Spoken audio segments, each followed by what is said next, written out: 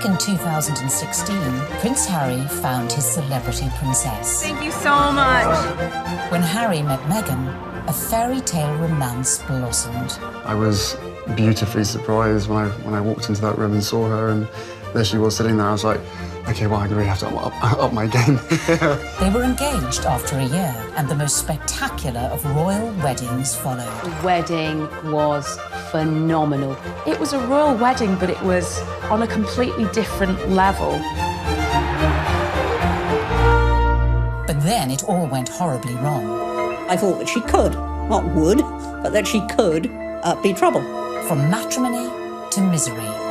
My British friend said to me, I'm sure he's great, but you shouldn't do it because the British tabloids will destroy your life. So how did Meghan Markle lose her sparkle? Bit of breaking news tonight, and the Duke and Duchess of Sussex have announced that they are carving out what they call a new role for themselves. And how did she go from media darling to public enemy number one? The scrutiny has proved too much and palace life too stifling. We chart the meteoric rise and dramatic fall of the royal couple. She verged on the political when she was talking about women's empowerment. The royals don't do that. As their dream turned into a nightmare. I never thought that this would be easy, but I thought it would be fair. They said their goodbyes, handed back their royal titles. You've got the most recognisable members of the royal family, international superstars, if you like, suddenly announcing tonight that they're going to step back as senior members of the royals. I mean, it is quite staggering news. And jetted off to Canada. The monarchy finds itself in a moment of turmoil, flux, and a genuine crisis. We ask, Meghan, where did it all go wrong?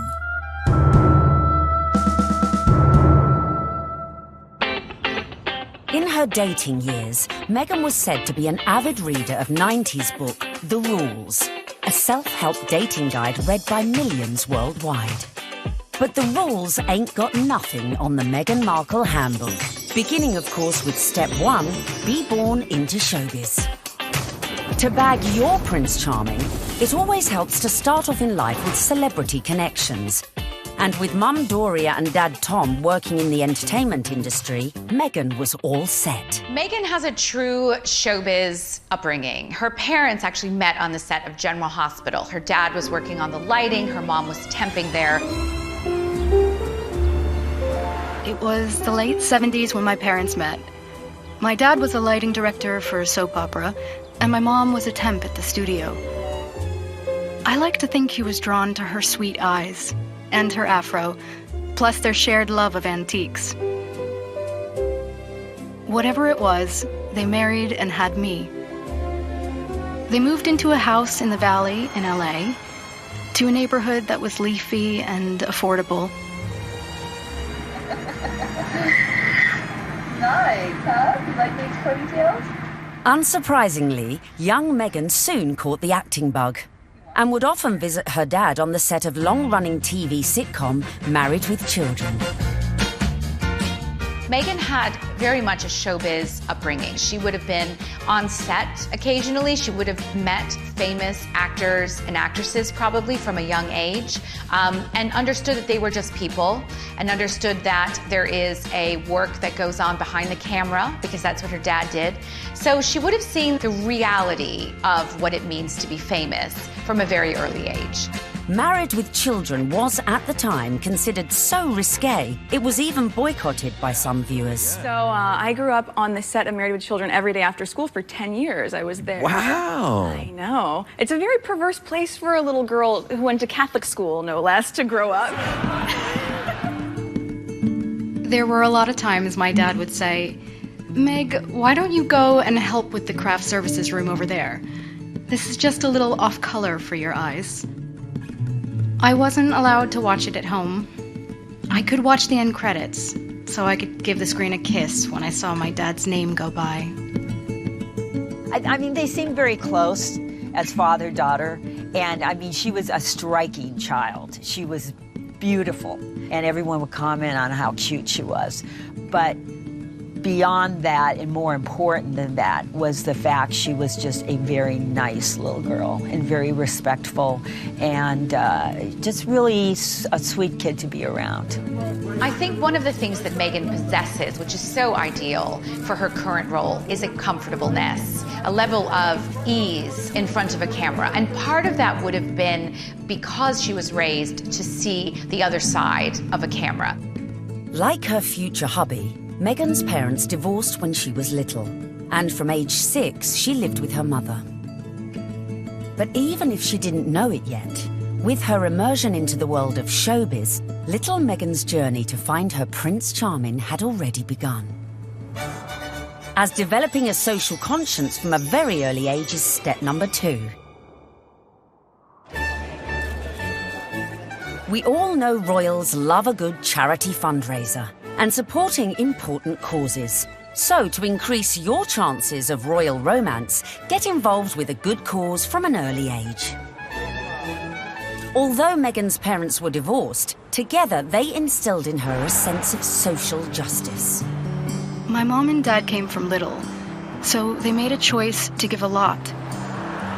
Buying turkeys for homeless shelters at Thanksgiving, delivering meals to patients in hospice care, donating any spare change in their pockets to those asking for it. This is what I grew up seeing, so that is what I grew up being. A young adult with a social consciousness to do what I could and to, at the very least, speak up when I knew something was wrong. While still at school, unbeknownst to her, young Meghan was already learning one of the key attributes to being a princess: helping those less fortunate. She volunteered at a soup kitchen in one of the most impoverished areas of downtown LA. One day, after class, Meghan approached me and she said, "Tell me more about serving on Skid Row." I suggested that she visit the place where I had volunteered because I knew that she would be physically safe there. And she not only volunteered there a few times, but she continued to volunteer at this soup kitchen throughout her time at Immaculate Heart, which was through her senior year. Meghan always took it a step further, not just distributing food, but learning people's names, learning their stories, because that's where I think her compassion comes from, her connection with people. I think it's very important to know that her heart is in everything she does. I got this letter from one of the students who was in her group. This student was very shy, she was very unsure of herself, she was kind of a bit of a loner, and Meghan wrote her the most wonderful, loving note, even though Meghan was not her close friend at all. So I just like to read it, because this gives you a sense of, this is the real Meghan. So it goes, "Dear Michelle, you are so strong and so wonderful. Your courage in strength in times of hardships is as admirable as your optimism and friendly nature. I am so lucky to have you in my group and to be able to lead you on this adventure. Never stop sharing your beautiful spirit and always remember how special you are. I am here if you ever need me. I love you, Meghan." Meghan was already starting to make changes, but coming up, we see how her voice reached all the way to the White House. It just wasn't right, and something needed to be done. And then, in our step-by-step guide to bagging a prince, we reveal how getting to Hollywood... Any actress in America needs a huge breakthrough, and Suits was that show. Helped prepare her for her future role. I think it well equips her for the intrusiveness that accompanies being a member of the royal family.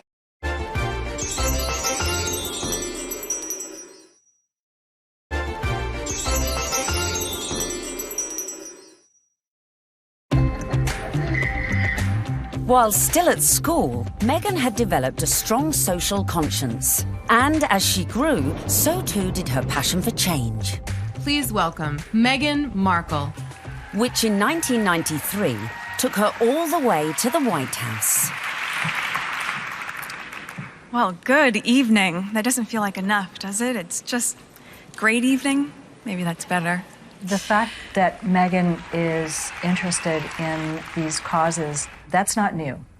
It's not something that she's taken up after a life of celebrity, that she's suddenly found out that she needs to help people. It really started from the very beginning when she was just a little girl.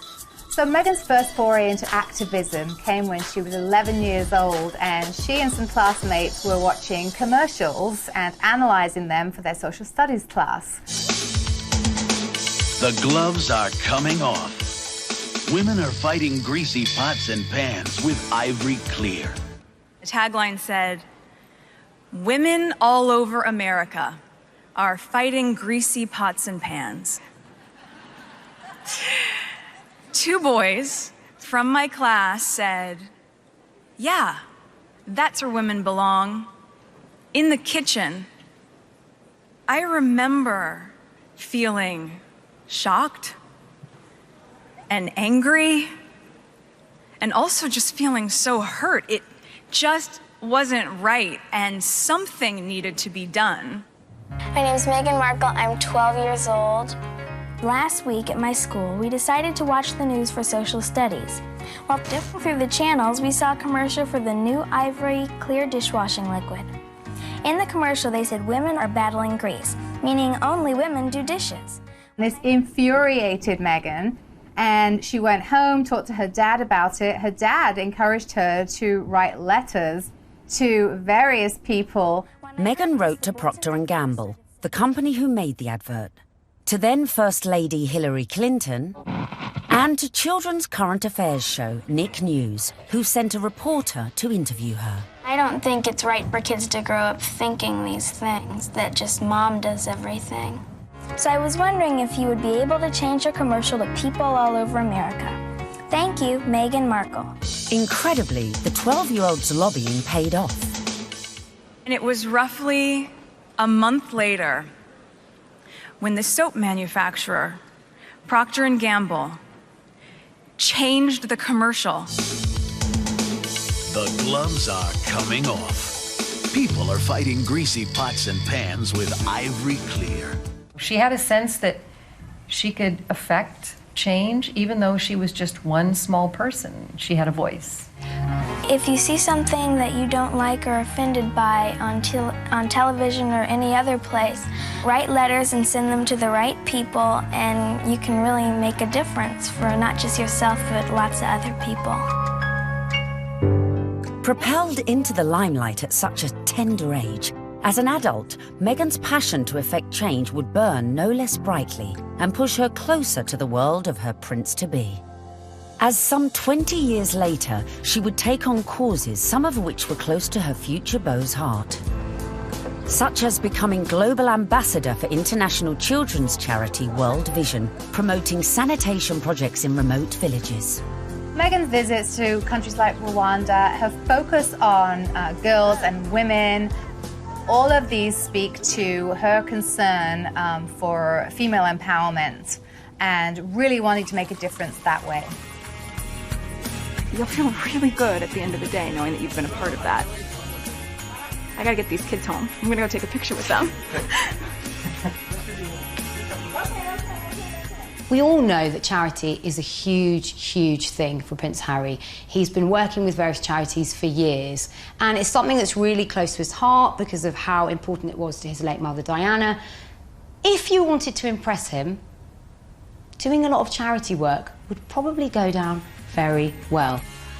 But being charitable alone might not be enough to bag a prince. So bring on step number 3. Of course, one possible way to bring yourself closer to royalty is to become a celeb. Easy, right? Meghan was a natural-born performer after all. Long before I taught Meghan, I saw her in the school plays. And she was one of those girls, when she was on stage, you were drawn to watch her because she just had this charisma and this charm, and she was really good. We have a musical and a play every year, and she was certainly one of the many shining lights that we have here at Immaculate Heart. After leaving high school, Meghan's dramatic flair led her to enroll at the prestigious Northwestern University, where she studied theatre and international relations. International relations and basically showbiz. It is a perfect combination for someone who's going to be in the royal family. There's a lot of showbiz involved in the royal family, and you know, no one talks about it, but it is like being an actress. You have to be so excited to meet people, some of whom may even say something that's a bit insensitive or rude, and you have to still make small talk and still smile all the time. You get your picture taken. Meghan's preparation really couldn't have been better for this role. Prior to attending university, she auditioned for roles in music videos for artists such as Shakira. After the aftermath of the audition. This is the aftermath of the audition, and it went pretty well. We just had to dance crazily, and so I did, and it was tiring. We just all danced like wild women, and I was shaking my hair around, and so that's that. While at university, Meghan showed promise on stage, starring in a number of student movies. Back home in LA one Christmas, a friend introduced her to a manager who'd watched one of her films. He offered to find her work in return for 10% of her earnings. But as she would soon discover, the path to success was not an easy one. A young actor, actress trying to break into the business, it is not easy. My parents had been so supportive, watching me audition, trying to make ends meet, taking all the odds and ends jobs to pay my bills. I was doing calligraphy, and I was a hostess at a restaurant, and all those things that actors do. There's so many people out here who want to get into the entertainment industry. It's difficult. I had a beat-up Ford Explorer Sport that rattled like a steamboat engine in the morning. It was burning out. I had started to give up. It was tired and running on empty, going from audition to audition, just as I was. I mean, you really have to be very self-promoting, and you have to be willing to, you know, knock on doors and be very motivated and have good self-esteem, because you could get eaten alive out here. But Meghan remained determined to make it in Hollywood, despite the challenges along the way. I would drive to auditions and park at the back of the parking lot, far from the eyes of anyone who could see me unlocking the trunk and crawling into my car through its only feasible entry point. I would play it off, obviously, as though I was looking for something, reaching so deep for something that my car almost sucked me in to get it.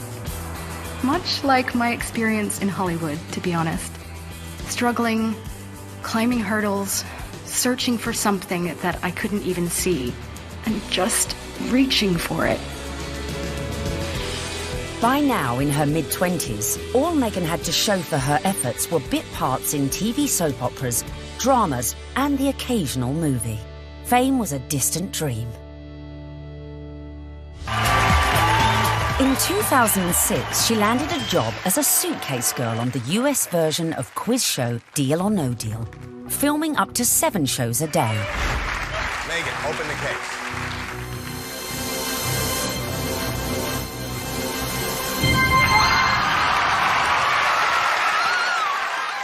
For somebody like Meghan, appearing as essentially an adornment on a game show would not be her ideal job. I'm sure she appreciated the paycheck, but she would have felt creatively unfulfilled. Just to be seen as a pair of legs or a pretty girl holding a briefcase full of cash, that's not what Meghan was after. But unfortunately, that is part of what leads to fame. You have to kind of pay your dues. You don't just start out on a show like Suits. I would put that in the category of things I was doing while I was auditioning to try to make ends meet. I was the ill-fated number, which for some reason no one would ever choose. I would end up standing up there forever in these terribly uncomfortable and inexpensive 5-inch heels, just waiting for someone to pick my number so I could go and sit down.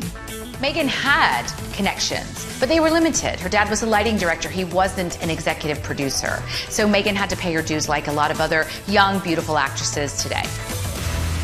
Along with the fierce competition facing any young actress trying to break Hollywood, Meghan had a further challenge: her mixed-race heritage. It took quite a few years for Meghan really to be comfortable with her identity. Hollywood didn't help with that, and it must have been very hurtful and very frustrating for her at times. It's not easy making it in Hollywood if you're not blonde and typically, you know, the aesthetic look. And Meghan Markle was definitely struggling in her years trying to make it. I'm biracial. Most people can't tell what I'm mixed with, and so much of my life has felt like being a fly on the wall. And so some of the slurs that I've heard, or the really offensive jokes, or the names, it's just hit me in a really strong way. Being ethnically ambiguous, as I was pegged in the industry, meant I could audition for virtually any role. I wasn't black enough for the black roles, and I wasn't white enough for the white ones, leaving me somewhere in the middle as the ethnic chameleon who couldn't book a job. But Meghan's big break was closer than she thought. At one audition, a casting director advised Meghan to go for a more natural look. This would change her outlook forever. She stopped me in mid-scene and said so simply, "You need to know that you're enough." She saw all that self-doubt beaming through the self-tanner and excessive blush. You need to know that you're enough. Less makeup, more Meghan. And that moment for me was a wake-up call. Meghan had started dating film and TV producer Trevor Engelson in the early noughties, and in 2011, after 7 years together, they got married. Coming up, the moment Meghan found herself in social circles that led eventually to Prince Harry. This was her journey. It started there. And we find out what princes do on a first date. There she was sitting there, I was like, okay, well, I'm going to have to up my game.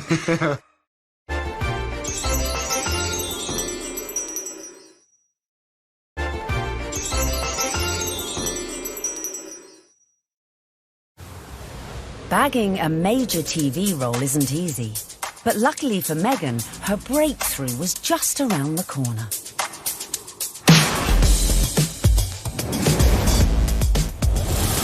When she auditioned for a new legal drama series, it was just another day in the office. Or so she thought. Suits was set in New York, but filmed in Toronto. It was the 5th pilot I would have filmed. I remember hoping this one would see the light of day. Never would I have imagined that this show would not just change my career, but also change my life. Any actress in America needs a huge breakthrough. And what they want is to be on a massive show. And Suits was that show for Meghan Markle. Meghan won the role of Rachel Zane, an ambitious young lawyer. Hi, I'm Rachel Zane. I'll be giving you your orientation. Wow, you're pretty. Good. You've hit on me. We can get it out of the way that I am not interested. No, I'm sorry. I wasn't hitting on you. Trust me. I've given dozens of these, and without fail, whatever new hotshot it is thinks that because I'm just a paralegal, that I will somehow be blown away by his dazzling degree. Let me assure you, I won't. Meghan's character, Rachel Zane, was what we might call a grafter. She worked her way up, she had rich parents, but she didn't want to take any help from them. I guess there could be some crossover between Meghan's character, Rachel in Suits, and her normal everyday life. Her role within that, she's a strong, independent woman. Do you know what I mean? She commands respect, she commands authority. So when you look at Meghan in everyday life, she does that as well. You know, there is kind of some fluidity between those two roles there for sure. They're both very strong, driven, independent women, but they really have a heart of gold. They're a bit of a soft touch. They'll help anybody. We know this of Meghan, and I think as the show went along, Meghan was able to incorporate more of herself into the character. The flip-flop culture is part of just who I am. I love my cutoffs and flip-flops and being as relaxed as can be, which is why it's so fun to dress up and play Rachel. Finally, after years of hard graft, she'd landed her big break. The show was a hit. The USA Cable Network commissioned a second series, and Meghan moved full-time to Canada to be near the studio. Meghan's move to Toronto was a big deal. She's very close with her mother, Doria, and she moved away from home and her friends in LA to go start a new life in Canada. So Meghan chose not to live in like the poshest area of Toronto. She chose Seton Village, which is more laid back, tree-lined, and people keep to themselves, and that's exactly what Meghan did. So much so that her neighbors didn't even know who she was. But not for long. The show soon became an international smash, catapulting Meghan to fame and to becoming a household name. I'd never watched Suits. I'd never heard of Meghan before. Well, nearly a household name. He had to say that. She was so sexy in it. He couldn't say, like, I've actually seen her, like, passionately kissing loads of guys. And I was like, yeah, I want to marry that. When she landed the role in Suits, Meghan became a legitimate, bona fide celebrity. This was the first time that, you know, she would have had her name called out on a red carpet. This was the first time she would have been tapped. So this was a big adjustment for her, and it all happened away from home. But being away from home wasn't without problems in her personal life, with husband Trevor. They were together for 7 years, married for 2. The problem with the marriage was the distance. And no sooner were they married than she got the gig on Suits, and she was in Toronto and he was in LA. And the relationship just didn't last. Meghan may have been unlucky in love, but her star was on the rise. And with stardom came power. Before filming season 4 of Suits, Meghan complained to the programme makers. She once said that every script seems to begin with, Rachel enters wearing a towel. And at some point, she put her foot down and was like, no, I'm not doing that. She doesn't need to be that. And the character evolved. I didn't think you'd be so naive. Excuse me? Your job wasn't to talk to Mr. Bailey once and, after being moved by his tale of woe, tell me to jump him to the top of the pile. It was to assess his case and present evidence. And it's exactly what I'm doing here. I just left 2 boxes of textbook prosecutorial misconduct with your secretary. You found all of that since yesterday? Yes, because while I may only be a second-year law student, I have been a practicing paralegal for the past 8 years. Looks like I have some reading to do.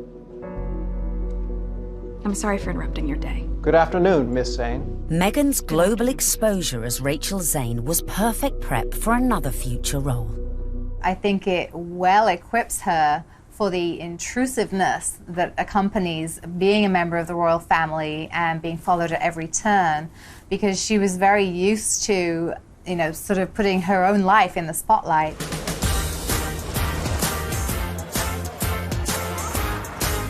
So, having been working hard on Suits and needing a well-earned break, Meghan decided to have a summer holiday in London.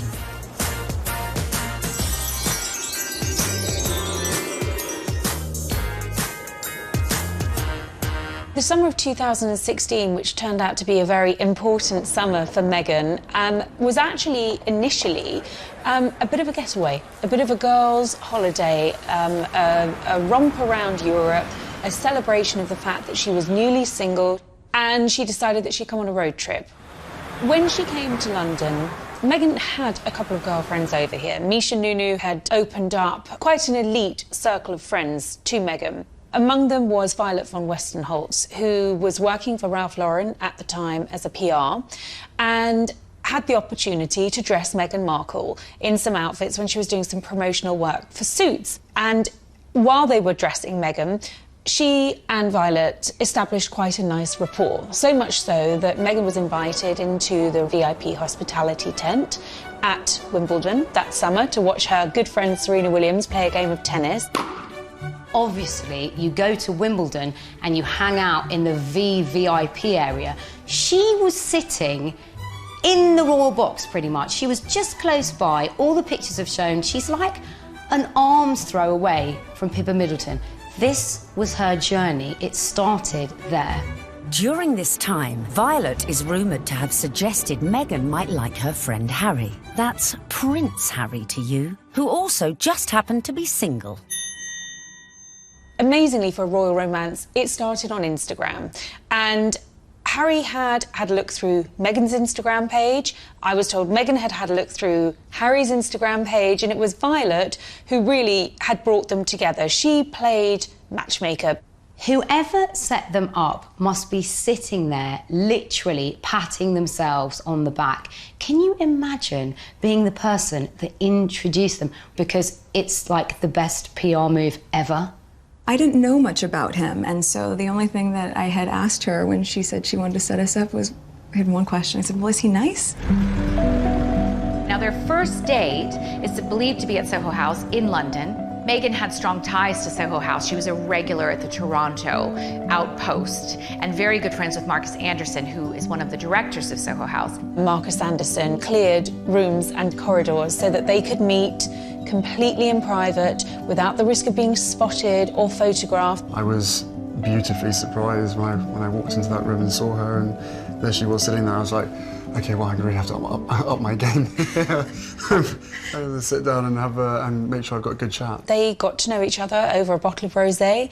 They clicked, I was told, immediately over their joint passion for charity work, their love of philanthropic work, and there was an immediate spark. We met twice, back-to-back, 2 dates in London last July. Yes. Then it was, I think, about 3, maybe 4 weeks later that I managed to persuade her to come and join me in Botswana.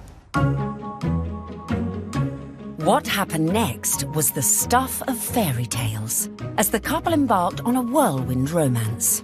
Harry and Meghan, they were both astonished at how quickly their relationship developed and how deeply they felt for one another, almost from the get-go. I think perhaps a sign that things had gotten off to a good start and were actually really accelerating rather quickly in terms of a royal romance was when Meghan started referring to Harry as Has to her friends, and he was affectionately calling her Meg to his. Though originally worlds apart, they had much in common after all, both with divorced parents, both famous, and sharing an interest in the developing world. It was one of the first things we started talking about when we met, was just the different things that we wanted to do in the world and how passionate we were about seeing change. I think that's what got date 2 in the books, probably. Plenty to talk about. And date 2 quickly led to their first trip away together, a mere month later, on safari in Botswana, a country close to Harry's heart after first visiting following his mother's death 19 years earlier.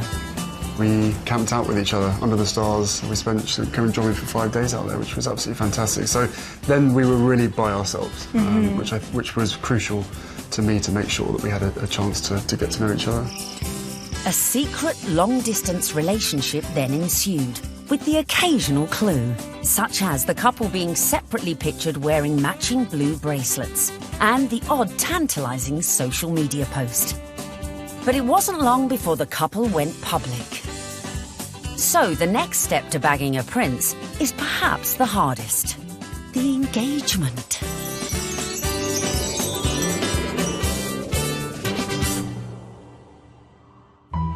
So, Has and Meg were love's young dream. But there was one little problem. Of course, they had the issue of living in separate countries. Harry based in London, living at Kensington Palace, and Meghan being in Toronto, where she was filming Suits. So, from the early stages, they knew that this relationship, if it was going to take off, was going to have its challenges. More often than not, it was Prince Harry jumping on a scheduled flight, incognito, in a baseball cap and a hoodie with just a single protection officer in tow, and taking a regular British Airways, usually, flight to Toronto. He was never seen, never spotted, and so they were able to conduct those early months of their relationship in clandestine and get away with it. They did have this pact to see each other. That's why the long-distance relationship worked. And the other agreement they had was that they would tell as few people as possible. For Meghan, that pretty much stopped at her parents and 2 of her best friends. For Harry, he confided in his father, his brother, and 2 of his best friends. And by doing that, they really kept it in a very tight inner circle. Astonishingly, the couple managed to keep things on the down low for 3 months, until late October, when the cat, or should that be corgi, was out of the bag, after an anonymous source leaked the story to the press. Well, I can't say much about how the story came about, apart from that the information that he was seeing Meghan came to light. And what was interesting in that circumstance, covering a story like that, is normally a name might be mentioned linked to Prince Harry and you wouldn't know who they were, and you'd have to try and research them, and you might not find very much online because they're a private individual. Of course, in Meghan's case, there was reams and reams of information about this American actress with illustrious history, not only of starring in shows like Suits, but also with this huge charitable side to her, and the fact that she had been involved with the UN and everything became apparent. So really, you have a one-fact story like that, and it breaks, and the rest of Fleet Street is then playing catch-up. And it was then after the story broke that you found descending on Meghan's house, chasing after anyone that ever knew her, chasing after family members.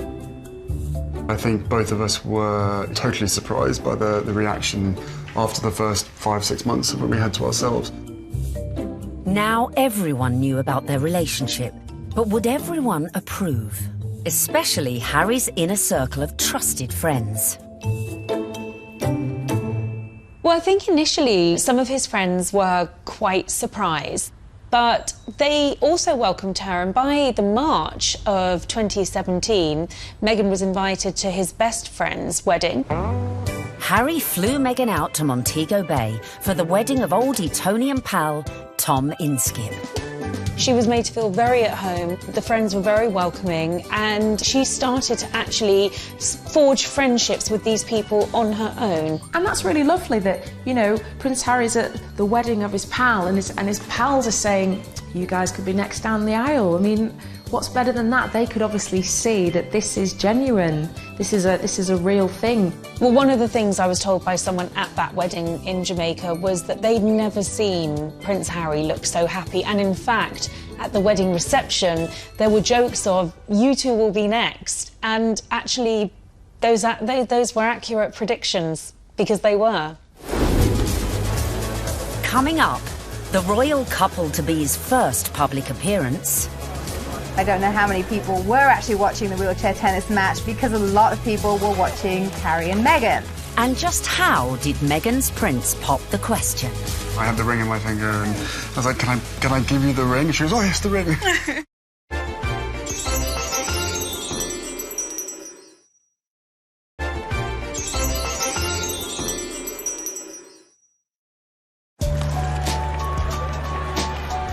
In September 2017, Meghan and Harry made their first public appearance together at the 3rd Invictus Games in Toronto. Has and Meg's speculation was at fever pitch. It was the public outing that every dedicated royal watcher has been waiting for. Just 24 hours later, the couple abandoned any effort to keep their feelings for each other private. The setting for this first public date was extraordinary, with no attempts to hide away as they watched the wheelchair tennis at the Invictus Games. It was open to the public. Anybody could go and watch the wheelchair tennis match. Although it has to be said, I don't know how many people were actually watching the wheelchair tennis match, because a lot of people were watching Harry and Meghan. They were very touchy-feely, they were laughing together, staring into each other's eyes, whispering sweet nothings into each other's ears. It was everything that their adoring fans had wanted. I remember when I first heard that Harry and Meghan going out, it kind of almost came from nowhere. Do you know what I mean? That the whole process was very, very quick, it seemed, in comparison to kind of conventional relationships. But, I mean, come on, this isn't, you know, a normal relationship by anyone's standards. It's, you know, a prince, you know, and a Hollywood actress. Harry and Meghan were now well and truly in the public spotlight. But after 16 months of dating, Meghan got her private moment. While staying with Harry at Nottingham Cottage, his 2-bedroomed home set within the Kensington Palace estate, Hazza popped the question, and Meghan said yes. This afternoon, Prince Harry and Meghan Markle stepped hand in hand into the sunken garden at Kensington Palace. Step number 5 was done. The ring was on it. This was the news the world had been waiting for. Meghan mania ensued. only fuelled by a picture-perfect photo call on the 27th of November 2017. Harry, when did you know she was the one? The very first time we met. What struck me most on the engagement day was how calm, considered, sophisticated Meghan was. I'm so happy. Unlike other royal fiancés before her, Meghan had her Hollywood training to give her all the poise she needed and was quite at home in front of the cameras. You guys, thank you so much. I was reminded of the days when Prince Charles and Princess Diana came out on their engagement day and how awkward and inarticulate it all was. And I suppose in love. Of course. Whatever in love means. It didn't have the right feel to it. And even when Catherine and William became engaged, Catherine seemed very, very nervous. No, it's very important to me, and I hope we'll be able to have a happy family ourselves. Straight here, please. Not so Meghan. She was the one who seemed the least nervous of the lot. I think it's absolutely clear from their closeness, from their body chemistry, from the energy between them, that these two knew absolutely what it meant to be in love, and they were truly, madly, deeply in love. This engagement had the world's press queuing up to get the perfect front-page shot of their real-life American princess. And it came right at the end. The real picture is the one where they think they're out of view and they put their arms round each other's waist. Very unroyal and very lovely. And it would seem the look Meg chose for this all-important announcement came from one of our very own royal watchers. There's a really funny story about me wearing a particular coat, a particular pair of shoes, and a dress, and visiting Buckingham Palace, where I met Prince Harry and Prince William. About 3 weeks later, the biggest story of the year, Prince Harry announces that he's marrying Meghan Markle, and she happens to be wearing exactly the same outfit as me. So, one of two things happened. Either Prince Harry saw what I was wearing and thought, I definitely want my bride-to-be to look just as good as this girl, as if. Or Meghan Markle was somewhere on the grounds and really rated my outfit. Then came the pitch-perfect press call, where an uber-relaxed Meghan discussed the couple's courtship. The one thing that fascinates me about this is the fact that she is a product of Hollywood, product of television, product of entertainment. And therefore, there's a sort of ease in communication, and there is an inbuilt knowledge of what the media are trying to get at. It was definitely a setup. It was a blind date. This was a world with which Meghan had been familiar before she met Harry, and her ease was there for all to see. Because I'm from the States, you don't grow up with the same understanding of the royal family, and so while I now understand very clearly, there's a global interest there. She's different because she represents the global world we're in, the fascination we have in America, the fascination we have in celebrity, diversity, and she's a very strong woman. Just an amazing surprise. It was so sweet and natural and very romantic. I had actually been told by one of his friends that he had planned to pop the question in Botswana. For whatever reason, he didn't. It happened a few weeks later while they were at home at Nottingham Cottage, roasting a chicken. Utter domestic simplicity and bliss, and incredibly romantic. He got on one knee. As a matter of fact, I could barely let you finish proposing. I said, can I say yes now? She didn't even let me finish. She said, can I say yes, can I say yes now? And then there was hugs, and I had the ring in my finger, and I was like, can I give you the ring? And she goes, oh, yes, the ring.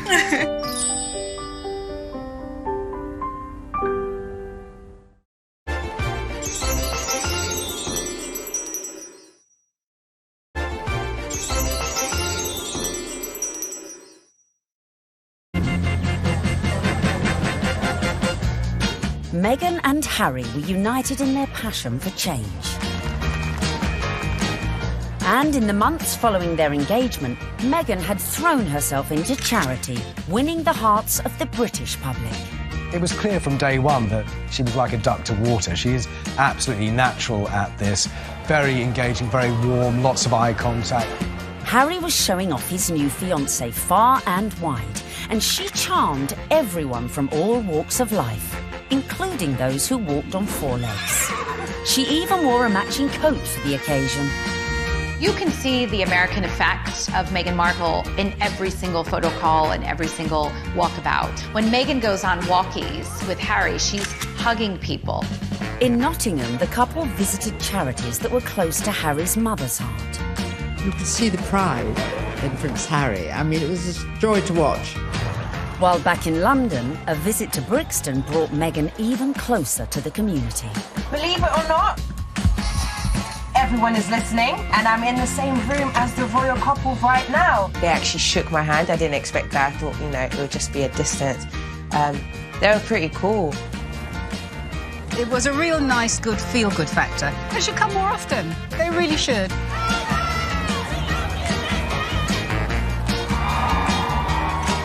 Slowly but surely, the British public was falling in love with our Meg. But would this be the case with the in-laws? The next step in Meghan's journey would be getting to know the firm. And the hotly debated topic of her background was never far from the fore. You be Harry, and I'm gonna be the, Queen Elizabeth, since I got this on, right? And you telling me about your girlfriend, okay? Hello, Harry. Grandmother, I met this beautiful woman, and she just happens to be mixed race. Step 6 in our guide to bagging a prince is charming the in-laws.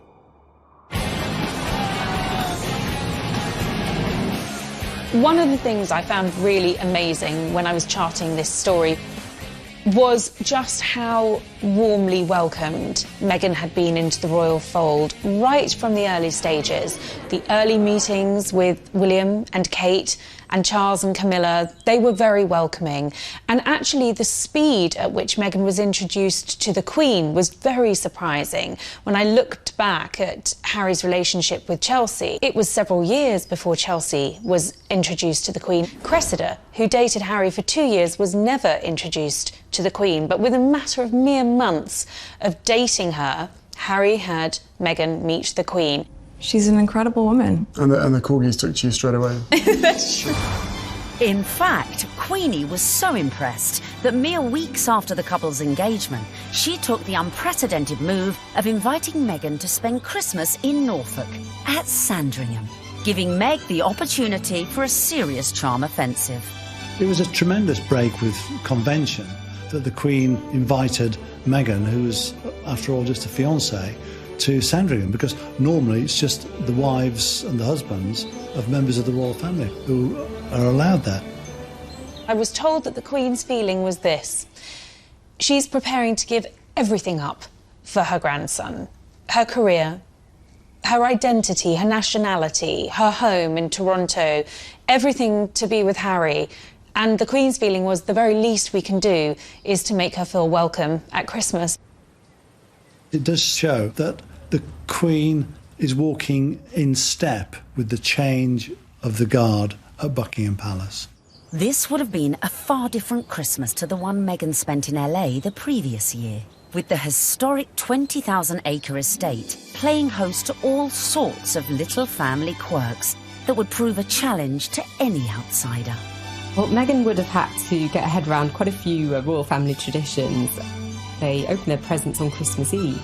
The presents that they exchange aren't what you'd really expect for members of the royal family. They tend to share really jokey presents with one another. In America, you know, things will come beautifully wrapped and be quite extravagant. And this is the other end of the sphere. You're admired if you find somebody's given you an unusual spoon to stir cakes in, or an unusual thing to keep your porgies in. Meghan would have to embrace all these funny little customs, and clearly she did. After spending the night in her unfamiliar surroundings, the bride-in-training faced her public in that most royal of festive traditions: the post-service walkabout at St Mary Magdalene Church. Well, the Sandringham church photo is the timeline through history. You have a snapshot every year of those people closest to the throne. Now, often you're looking at a picture of a child who was barely able to walk perhaps a year ago, and suddenly they come out of the church. That image will change. In a few years' time, you'll have those couples and their children will be going to church. And a few more years' time, and you may not have the older generation. This year, of course, was Meghan's year. The presence of the royal fiancé drew crowds that were even bigger than usual. The world's media was also out in force, but it was a member of the public who would snap the photo that cemented just how much Meghan was in with the younger royal crowd. Unfortunately for all the photographers on the ground, they just didn't quite seem to get a clear shot, and in the end it came down to a member of the public, a lady called Karen Anvil. It was like a Mexican wave of cheers, so you knew they were coming. The photographers at the other end, and they just happened to look over. And I took one photo, that's the thing. I took one photo and it was, yeah, the right one. When we saw that shot, it was an absolute no-brainer that it was going to be our cover shot, because it was the only one that had captured that moment, the four of them together. And, you know, it symbolised quite a lot in terms of the royal family and where they're going in future. So, yeah, I mean, we were delighted to use it on the cover. And just like that, the Fab Four were born. Clearly, Meghan was well and truly fitting into the royal club. Just like the Queen, it seems the rest of the family were equally charmed by Harry's beau from across the pond. Another tick for Meghan. William was longing to meet her, and so was Catherine. And Catherine's been absolutely wonderful, amazing, as is William as well. You know, fantastic support. And then my father as well. We had a handful of teas and meetings, and my grandparents as well have been wonderful throughout this whole process. She found herself a true fan in the Duke of Edinburgh, and he was apparently hugely impressed with how well-read Meghan was. Meghan was now in with the in-laws. But coming up, events were to turn increasingly tricky. Dealing with critics from near... I think she's trouble. Because of her background, I thought that she could, not would, but that she could be trouble. And far. I think the very fact that Samantha wanted to do a book called The Diary of Princess Pushy's Sister implies that maybe she was not over fond of her younger half-sister.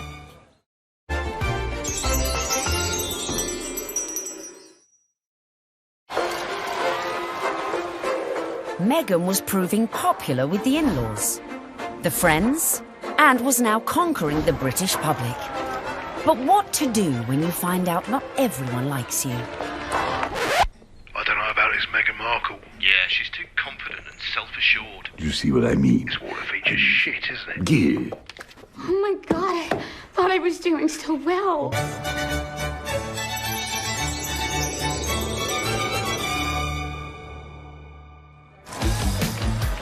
When the news that Prince Harry was dating an American actress first came out, I think that the reaction amongst the British public especially was equal parts excited and disapproving, because she's not British. From the very moment Harry and Meghan's relationship had broken in 2016, much of the press inevitably had gone raking through Meghan's past. They made it sound as though she had grown up in like the slums of LA, like riddled with like gangsters and drugs.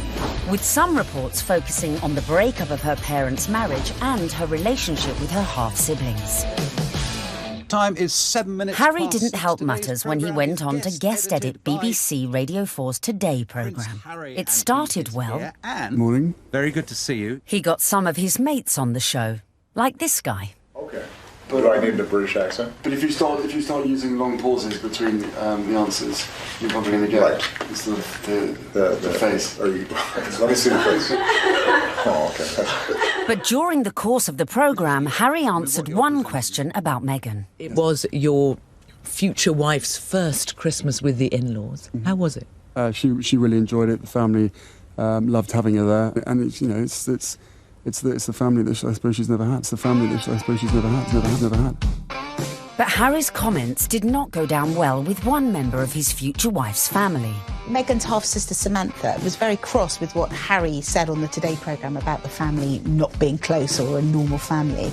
Samantha tweeted that that was really not the case, and she defended their family as a normal family, a close family, a loving family, and didn't understand what Harry was talking about. And that wasn't the last we'd hear of Samantha, who went on to threaten publication of a tell-all book called Diary of Princess Pushy's Sister. I think the very fact that Samantha wanted to do a book called The Diary of Princess Pushy's Sister implies that maybe she was not over fond of her younger half-sister and maybe is a little conflicted about Meghan's success. There's no bigger media vulture with this wedding than you, is there, Miss Markle? I mean, how you have the gall to come on here and talk about media vultures? You're doing a book called The Diary of Princess Pushy's Sister. You've been trashing it for 2 years, you little vulture. I've made it clear in several interviews that you can't judge a book by its cover, and similarly, you can't judge a book by its title. Samantha also criticised Meghan's charity work. If you are interested in helping those less fortunate than yourself, it really should begin at home. Could all this bad publicity derail the wedding? And just how should Meghan respond to this particularly barbed attack? The temptation must have been huge for Meghan to have responded to the critics, who were, of course, her family members. She kept a dignified silence. I mean, you've got to feel for Meghan. What would you do if your family were being an absolute nightmare? It is seriously embarrassing. So she does what any of us would do. Hashtag ignore, ignore, ignore. But would Meghan be able to keep her composure in the face of her next critic? A certain ex-Tory MP, a die-hard royalist, who voiced her doubts about Meghan, not in private, but in the most public setting possible, the celebrity Big Brother house. OK, let's take a vote. I think she's trouble. How long do you think she's going to be? 5 years, 10 years, 20 years? Why do you think she's trouble, Anne? Background, attitude, I worry. She's older than him? She's been married before? Yes.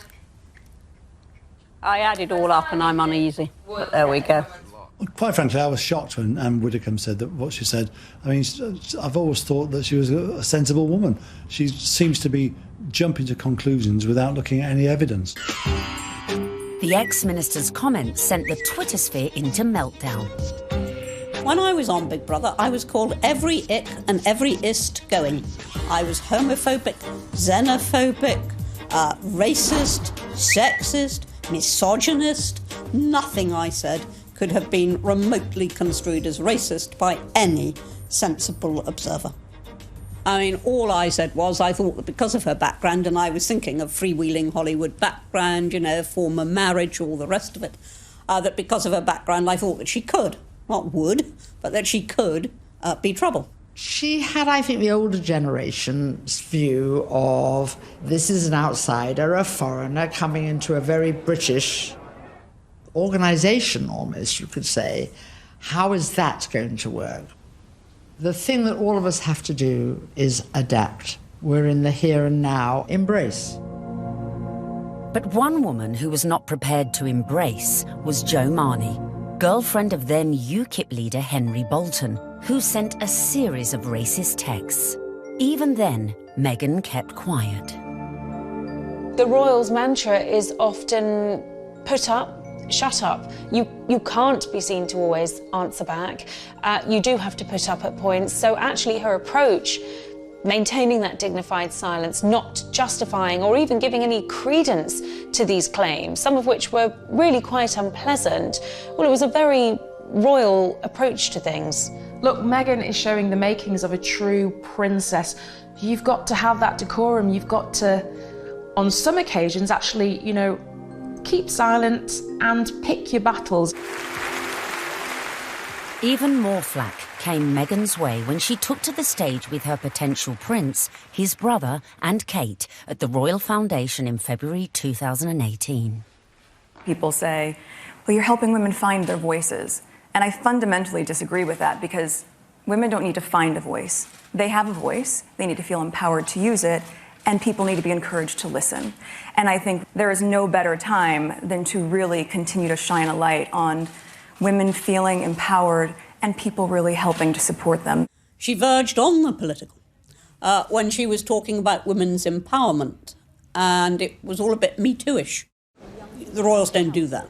And indeed, the day that the royals start engaging in political causes is the day you get a lot of controversy. There is a very good reason why the royals stay off politics, and it's to avoid precisely that. Not everyone shared Anne's view. It's refreshing because she isn't saying things that are incredibly controversial that we actually wouldn't stand by or back or believe in. These are really important points, important issues that she's raising, especially when she's touching on feminism. But was Meghan risking her relationship with the royals and the public? She's clever. She's using her voice in a good way, and she has actually been backed by the palace. But still the criticism came, and the palace had to release a statement defending her. Was this one step too far? This is the first time that we've heard anyone associated with the royal family talking about those campaigns. The Kensington Palace stressed that it would have been impossible for Meghan to talk about issues surrounding female empowerment without talking about those campaigns. Well, I think that by touching on the Me Too campaign, Meghan probably knew that there was going to be some kickback, and indeed there was. But actually, she got far more people saying, this is great, this is what the royal family needs to be doing more of. Phew. Looked like Meghan had found just the right balance to please the palace, her people, and most importantly, her prince. So, next step in our guide, embrace your prince's religion. She signed up to the Church of England, of which the Queen is supreme governor. And exactly 100 days after her engagement announcement, Meghan was baptised in the chapel of St James's Palace by the Archbishop of Canterbury. It was very special. It was beautiful, sincere, and very moving. It was a great privilege. Although she had attended a Catholic school in LA, Meg had a Protestant background. Her father was a member of the Episcopal Church of the United States. It would not have been an enormous step, to get baptised, but it was a big step in a way. But I think out of deference to the Queen and to her very strong faith, it sort of tidied things up, and it augurs well for the future because she will have to attend many, services in Church of England cathedrals. Coming up, Meghan's headed ever nearer to that chapel of love, but the journey would become increasingly problematic. With a guest list to organise. Have you got an invite to the royal wedding? Have I? Yeah. Not that I know. And dramas coming thick and fast from her very own family. All of a sudden, his health isn't good, and he can't come to the wedding. Dun dun dun!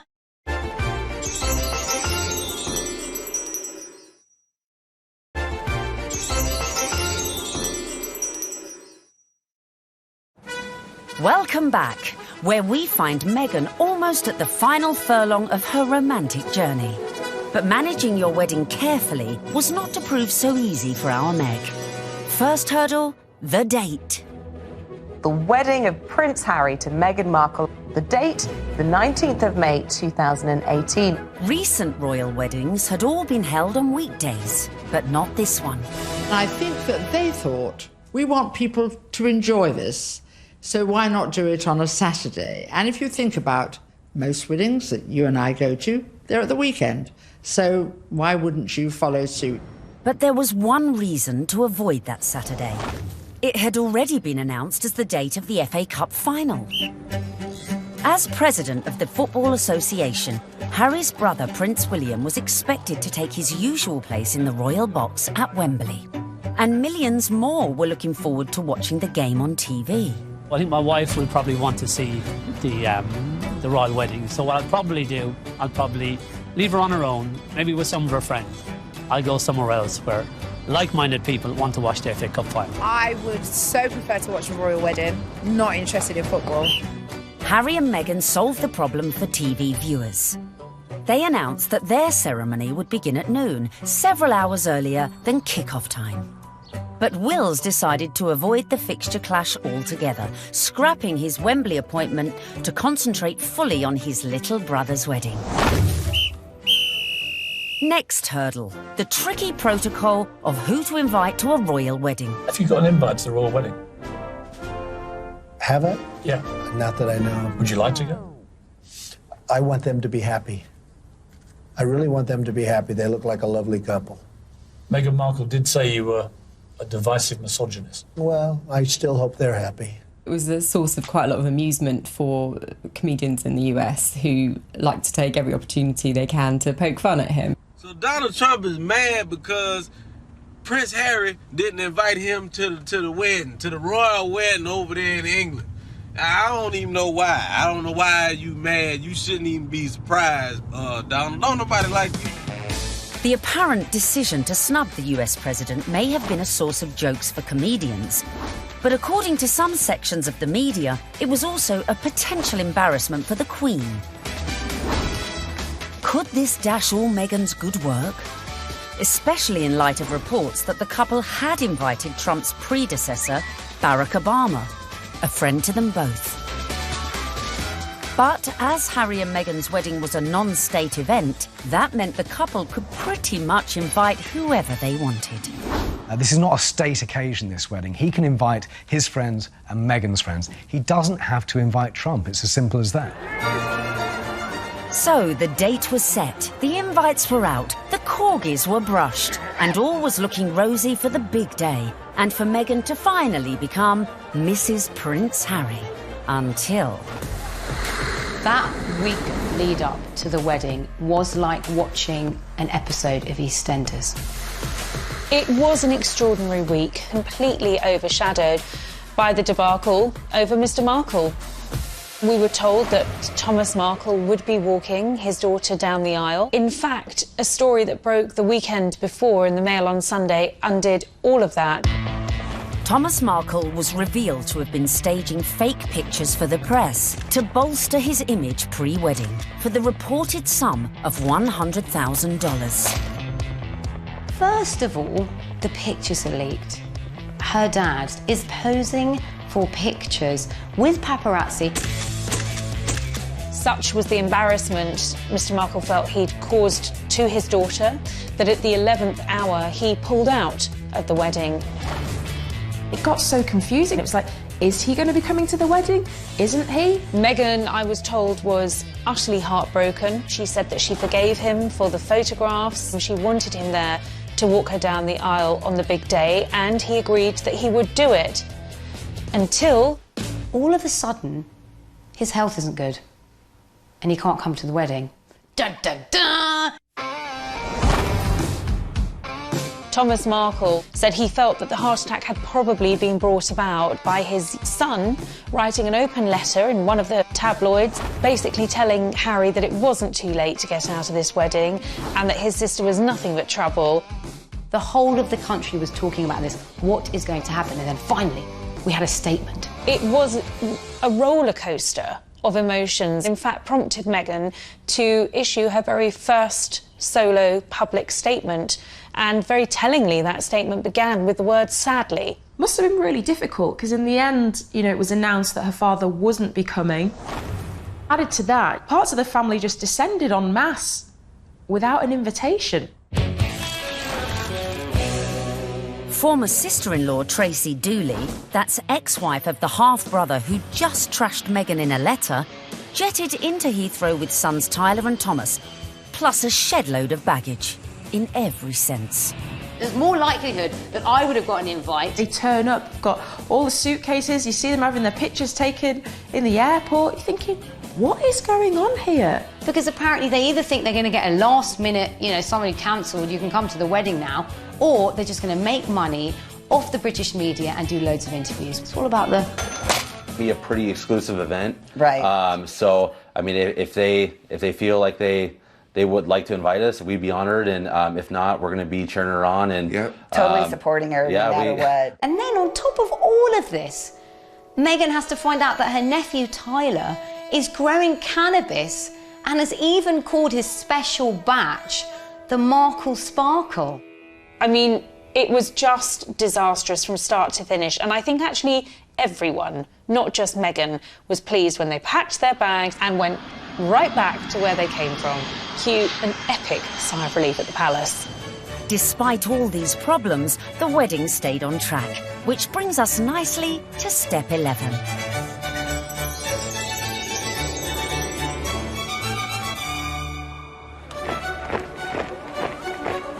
Finally, on the 19th of May 2018, less than 2 years after Harry and Meghan's very first date in Soho House, the day we'd all been waiting for. The world tuned in for the fairy tale wedding of the century. Let's face it, if you're marrying a prince, you may as well pull out all the stops. Meghan and Harry really did have the ultimate fairy tale wedding. You know, they didn't choose St. Paul's Cathedral, where, of course, we saw Charles and Diana wed. They didn't choose Westminster Abbey, like William and Kate. They chose Windsor, which is a lot smaller and feels a lot more private. I was there at the wedding on the day, and Windsor felt like literally a fairy tale come to life. Everything was magical. And as the 600 guests drifted in, it was a veritable who's who of the world's A-listers, from music, film, and sport. I think this was the very first really modern royal wedding that we've ever seen, and it was a true marriage of Hollywood royalty with British royalty.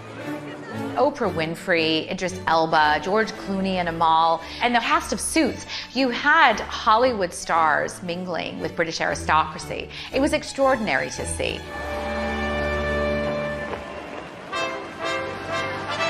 By the time HRH arrived, the atmosphere at Windsor was electric, with 200 representatives from the Prince's charities among the 2,640 cheering onlookers. Meghan's bridesmaids and page boys included Princess Charlotte and Prince George, plus the children of some of her closest friends. Sporting the uniform of the Blues and Royals, the regiment Harry served in the army, the groom arrived with a familiar-looking best man.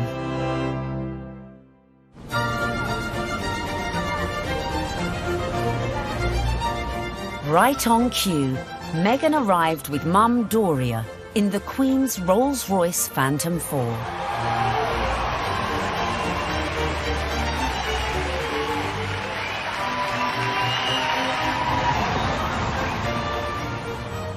The wedding was phenomenal. The wedding was amazing. I mean, we all wanted to see what she was wearing. And we weren't disappointed when Meghan stepped out in a Givenchy dress with a veil featuring flora and fauna from 53 Commonwealth countries. Topped off with her something borrowed from the Queen, Queen Mary's diamond bandeau tiara.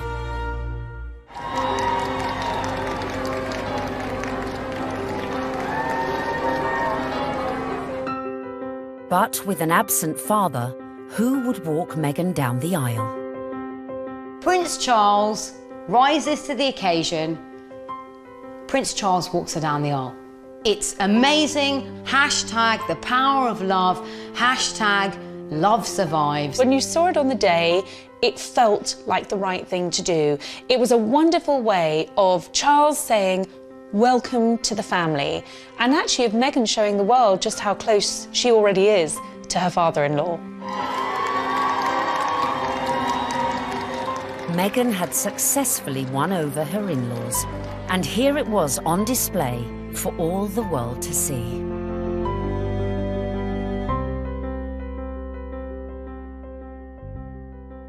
It was lovely. It was really lovely. It felt positive, and yeah, you couldn't help but smile watching it. When the night has come.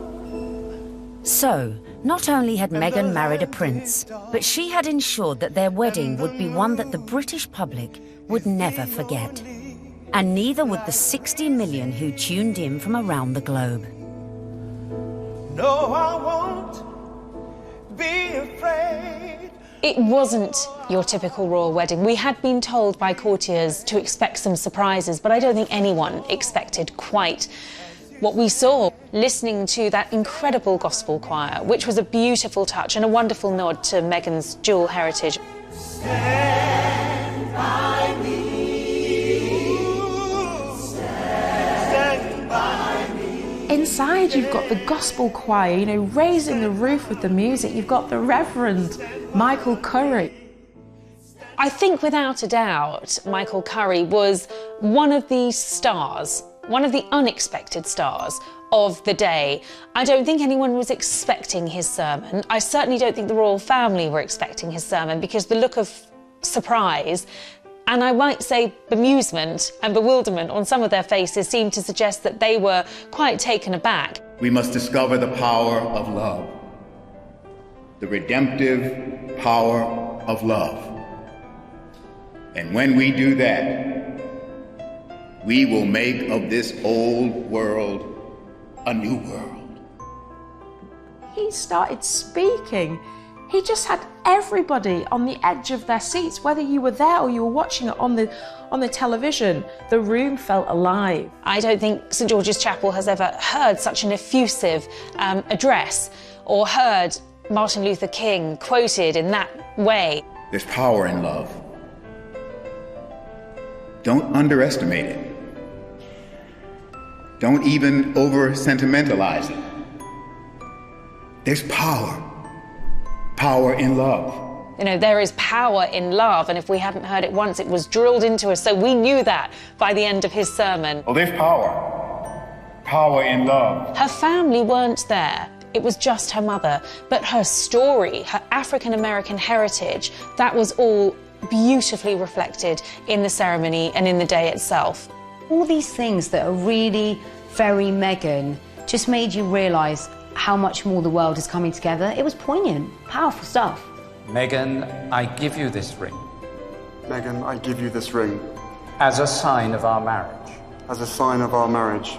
By the joining of hands and by the giving and receiving of rings.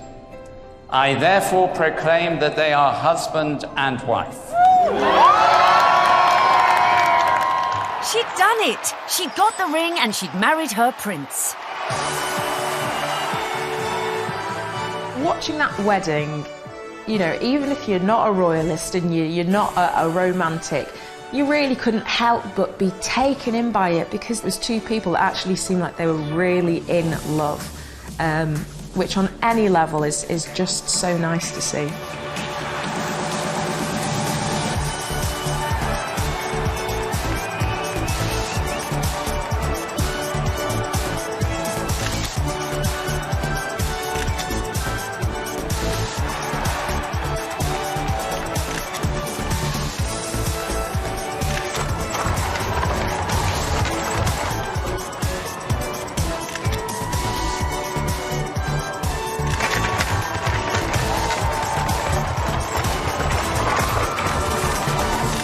But the party was only just getting started.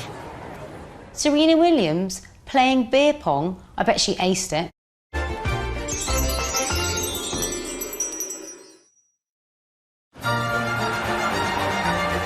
Meghan had gone from actress to duchess. And our penultimate tip, really for those who've gone and bagged their prince, is celebrate with the best ever party. Immediately after the wedding, the couple had all 600 guests back to St George's Hall for a wedding breakfast, which was hosted by Her Majesty the Queen. But the real golden ticket to that event was the private evening party, which was hosted at Frogmore that evening by Prince Charles.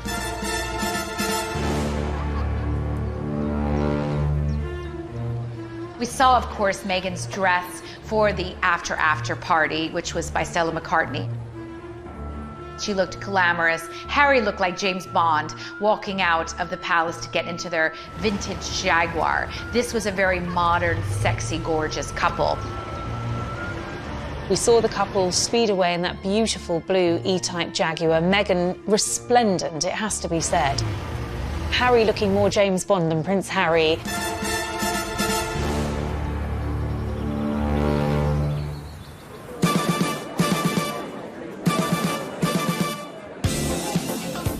anyone who was anyone was there, sipping on their When Harry Met Meghan ginger and rum cocktails. George and Amal, Serena Williams, James Corden and Idris Elba, who turned DJ for the night and span a few tunes. I was put forward to DJ. I really wanted to DJ. I would have done the best wedding set in the world. It must have been incredible. Everyone's probably a bit more relaxed, you know, a bit more loose, getting on the cocktails, having a chill. Everyone just wanted to know the juicy details of this VVIP party. Were these huge Hollywood stars and celebrities doing the same kind of things we do when we've been drinking since about midday? Yes, they were. Some wonderful tales of Serena Williams beating everyone hands down at beer pong, a drinking game that apparently Meghan and Harry loved. Serena Williams playing beer pong? I bet she aced it. Serena has since denied she played this game. Shame. But who knows, maybe when they throw their next party. George Clooney serving up cocktails and whisking Meghan and Kate around the dance floor. A dance-off instigated by James Corden between Princes William, Charles and Harry. Which we like to imagine looked like this. Come on, well, it's my reception. Could bust a few. Yeah, there you go. Yeah, there you go. Okay. Yeah, come on. We like that, brother. Yeah, twerk it, Wheels. Just jam on. Twerk it, Wheels. There you go. No, yeah. Oh, no, Grandmom just saw that. Bollocks. All right. Having an absolute laugh. I mean, was the Queen there? What was she doing? Was she watching it? Was she getting involved? It just sounds like, you know, the doors have been closed, the curtains have been closed, and it's like, right, let's go for it. Let's have a laugh. Let's enjoy this. I think it was just a fantastic night where the couple were able to really do things their way, from serving dirty burgers at midnight out of posh burger stalls in the grounds of Frogmore to handing out monogrammed slippers so that their guests in those 6-inch Louboutins or whatever they were wearing could actually rest their weary feet come the end of the night. And if you want to ensure you throw the best party ever, be like Meghan and make sure your guests leave their phones at the door so you can let your hair down without any sneaky snappers. You don't want a repeat of the dramas of a previous royal wedding. 10 years earlier, the same venue had hosted the wedding reception of Harry's cousin, Peter Phillips, and his wife, Autumn Kelly, who provoked a scandal when, unbeknownst to most of the guests, they sold photos of the private bash to Hello magazine for £500,000. Generally, what happens in the private do's stays in the private do's. There are no cameras there, or none of our cameras are there. So what happened with Peter and Autumn's wedding is controversial and unusual. The junior royals host a wedding ceremony, which is where they're supposed to be the private situation, the most private the royals are ever in, inside their own home, for goodness sake. And they thought this was just photographers at a wedding and happily posed and grinned away. And then were quite amazed in a couple of weeks afterwards to see 59 pages of a Hello supplement dedicated entirely to things that they thought were private family shots. I think it went down like a lead balloon with many members of the royal family. Luckily, Harry and Meghan's wedding reception went off without a hitch, but with a bang. One of my favorite details about the whole thing is that Harry and Meghan snuck away at the after party. They went off to be together. And I think that speaks a lot about this couple. They are, above everything else, madly, genuinely in love with each other. Which leads us beautifully into the final step of our Bag of Prince guide. Live happily ever after. What will we see next? I think we will see them both just dive into work. I think there's a feeling about the two of them that they don't want to hang around. They want to get involved with their charities. She seems to be a woman with a mission, and I don't think it'll be long before we hear exactly where she's going to focus her energy.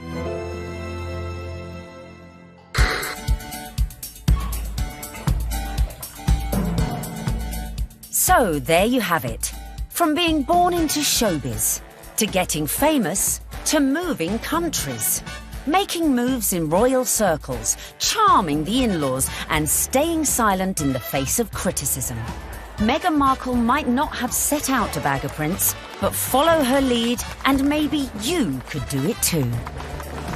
It was the ultimate American dream because hers was a bit of a rags to riches story, and her journey from the leafy suburbs of LA to Toronto to Kensington Palace to St George's Chapel has been a monumental, epic and frankly incredible story. It's so good to meet you. She's a modern woman.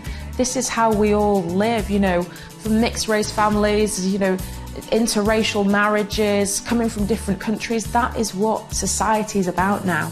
The fact that she's unusual for the royal family, I think the fact that she comes from a different country, a different background, it's just a plus. She is very much a breath of fresh air. She's incredibly focused. She's incredibly driven. Women don't need to find a voice. They have a voice. They need to feel empowered to use it, and people need to be encouraged to listen. She's got the biggest platform, she's got huge ideas, and she is changing the game in a very cool way. 19, and the first signs of a royal rift were spotted when he was not given a title, instead being referred to as just master.